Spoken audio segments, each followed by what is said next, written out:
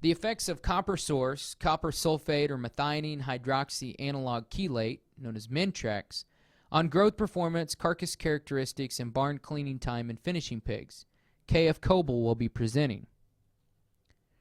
Nutritionists have traditionally included added copper in the form of copper sulfate at levels up to around 250 parts per million in nursery and early finishing diets to improve growth performance of those animals. However, most nutritionists and producers discontinued this use in the late finishing period because growth benefits have typically not been observed during these stages. However, chelated sources of copper, such as Mintrex, have entered the marketplace in recent years. While there has been extensive research and studying in nursery pigs upon these products, their use in finishing diets is less defined. In addition, reports from the field suggest that when diets that contain higher levels of fiber and include supplemental copper can lead to an increase in manure buildup and an increase in wash time for the wash crew. So with those things in mind, the objective of this study was to compare two sources and levels of added copper, either copper sulfate or Mintrex copper, and the duration of feeding each source on growth performance, carcass characteristics, and pen wash time. 1,196 pigs with initial body weight of around 26 kilos were used in a 111-day study. They were housed in a commercial finishing barn in southwest Minnesota, and these pens of pigs were randomly allotted to one of 6 dietary treatments and balanced on average pen weight in a randomized incomplete block design. Pens contained 26 pigs per pen with 7 to 8 pens or replications per treatment. Pigs were fed 136 parts per million of copper from copper sulfate prior to starting the trial. The 6 dietary treatments consisted of either a controlled diet that contained 30% dried distiller grains with solubles and 15% bakery byproduct, or the controlled diet with 50 parts per million of copper from Mintrex fed from day 0 to 42 or from day 0 to 111, 125 parts per million of copper from copper sulfate fed only from days 0 to 42 or day 0 to 111, or 50 parts per million of copper from copper sulfate fed for the entire duration of the trial from day 0 to 111. These diets were fed in 5 phases and formulated at 0.05% below the estimated SID lysine requirement for each dietary phase, and the diets contained 17 parts per million of copper from the trace mineral premix, and in the last finishing diet, 5 parts per million of ractopamine hydrochloride was added in the diets to those treatments. Here, as we look at the treatment diets, as mentioned before, these diets are corn soybean meal base with 30% distillers and 15% bakery byproduct throughout.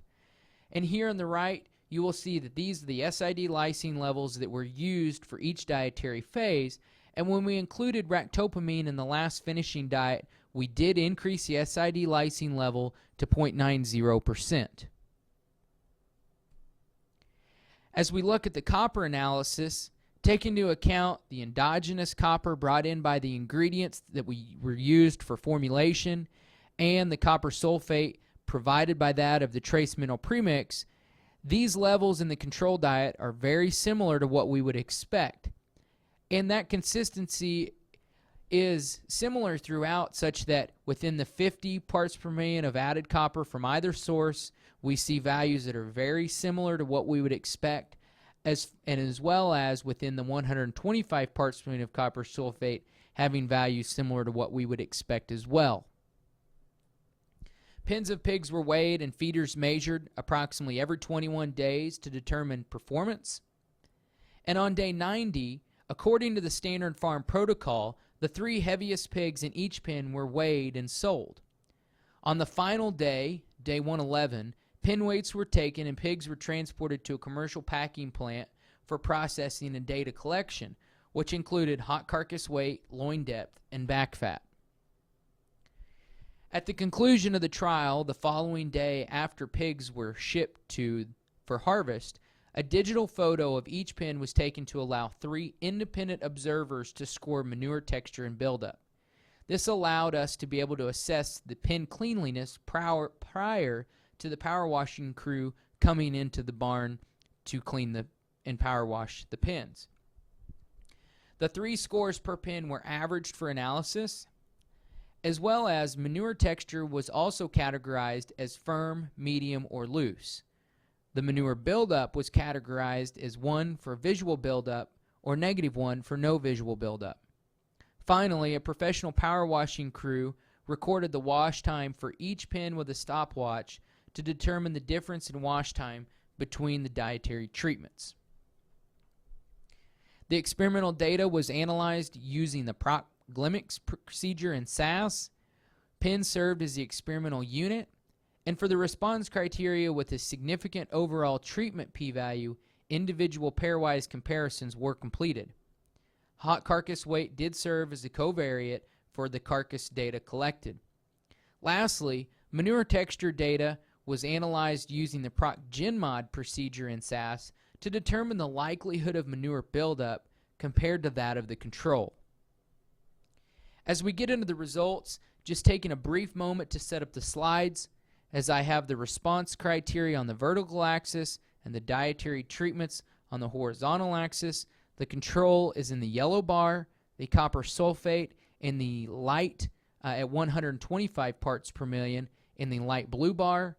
The copper sulfate at only 50 parts per million was in the medium or the intermediate blue bar, and then the 50 parts per million of Mintrex copper is in the dark blue bar. Here, as we look at average daily gain during the initial growth period from day 0 to 42, here we see no treatment effect between any of the dietary treatments. However, as we look at feed efficiency in the early finishing period, we do see a significant treatment effect, with pigs being fed the 50 parts per million of copper sulfate having a much lower gain to feed ratio compared to those fed the 50 parts per million of Mintrex copper or that of the control. However, there is no difference between the copper sulfate at 125, the Mintrex copper at 50 parts per million, and the control for feed efficiency during the early finishing period. As we look at average daily gain during the late finishing period, here again, similar to the initial period, we do not see a treatment effect for average daily gain. Also, as we look at feed efficiency, here also we do not see a significant treatment effect for the late finishing feed efficiency. Overall, as we look at average daily gain from day 0 to 111, we are approaching a tendency for a treatment effect. However, it is not a significant treatment effect, even though there are some numerical improvements in average daily gain when copper is added into the diet within the 50 parts per million of Mintrex or the 50 parts per million of copper sulfate when looking back at the control or the other copper sulfate treatments. As we look at average daily feed intake, however, there is a significant treatment effect, with pigs being fed 50 parts per million of copper sulfate throughout the entire finishing period, having a significant improvement in average daily feed intake compared to those fed either the Mintrex copper at 50 or the copper sulfate at 125 parts per million, only fed in the early finishing period, as well as being compared back to the control with no additional copper fed throughout the entire period.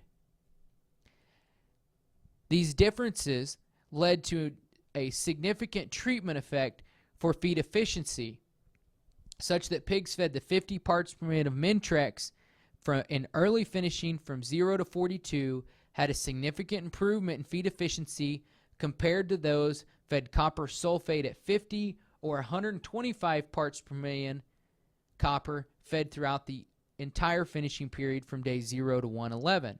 However, there were no other significant dietary differences. As we look at final body weight, here we do not see a significant treatment effect between the dietary treatments. Similar, we do not see a significant treatment effect for hot carcass weight either.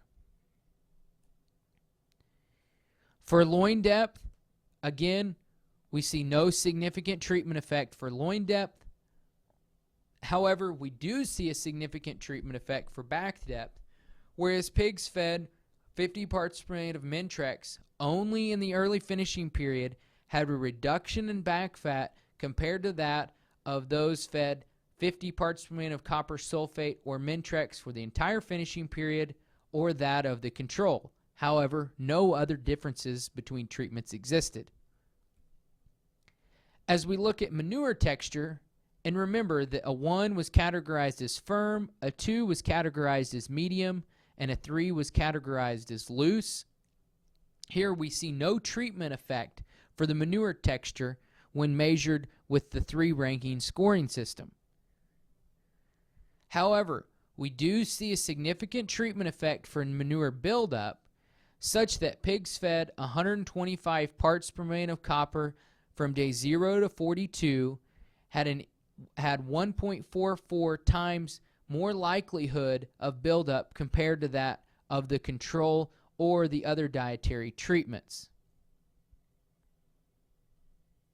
However, the most important criteria was to look at the pin wash time, and here we do not see a significant treatment effect for pin wash time, and these values would be in seconds, so 345 seconds to wash a pin. There is no significant difference between when we add copper and when we don't, or the length and the duration, or the source for having a significant impact on pin wash time.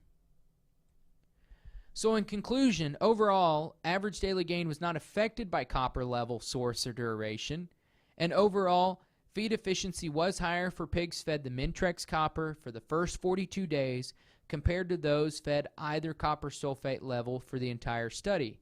However, no differences in final body weight, hot carcass weight, or loin depth, but pigs fed 50 parts per million of Mintrex copper only in early finishing period had decreased back fat depth compared to the control fed or those fed 50 parts per million of copper sulfate or 50 parts per million Mintrex for the entire finishing period. Pin wash time and manure texture was not affected by any of the copper level, sources, or durations of feeding. So with that, I'd like to thank Novus for partial funding of this trial and the graduate students for their assistance and the faculty with their help in completing this project as well. Thank you.